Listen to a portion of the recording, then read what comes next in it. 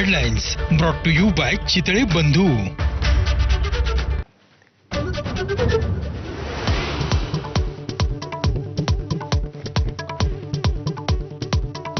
मुख्यमंत्र्यांकडून सोलापूर आणि लातूरमध्ये पाहणी दौरा. सर्व निकष बाजूला ठेवून मदत करणार मुख्यमंत्र्यांची हमी. ओला दुष्काळाच्या प्रश्नाला मात्र पुन्हा बघत.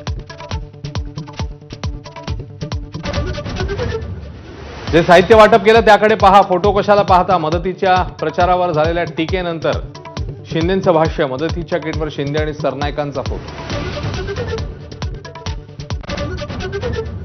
धाराशिवच्या कारंजामध्ये गावकरी आणि शिंदेंच्या शिवसेना कार्यकर्त्यांमध्ये बाचाबाची. मदत वाटपातही प्रचार केल्यानं गावकरी संतप्त.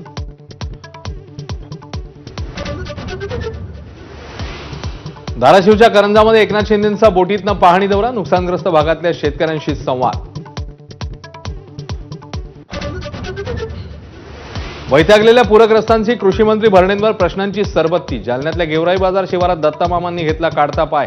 1 गुंठ्याचाही पंचनामा ठेवणार नाही, दत्ता भरणेंची ग्वाही. उपमुख्यमंत्री अजित पवारांचा सोलापूरमध्ये झंझावाती दौरा. कोर्टी, संगोबा आणि मुंगशी गावात अतिवृष्टीमध्ये झालेल्या नुकसानाची पाहणी. बांधावर जाऊन गावकऱ्यांशी संवाद.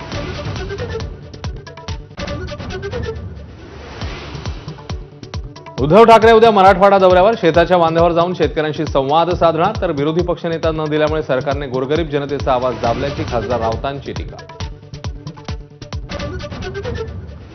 तरुणाच्या हत्येच्या निषेधार्थ निघालेल्या मोर्चाला हिंसक वळण. पोलीस आणि मोर्चेकरांमध्ये दगडफेक. अनेक जण जखमी.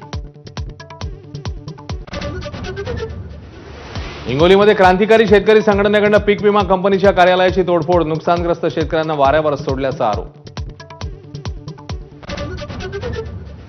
महाप्रलयाच्या मगरमिठीतल्या मराठवाड्यात 2 दिवसात 14 जणांचा बळी. जालन्यामध्ये वेळेवर उपचार न मिळाल्यानं चिमुकल्याचा मृत्यू.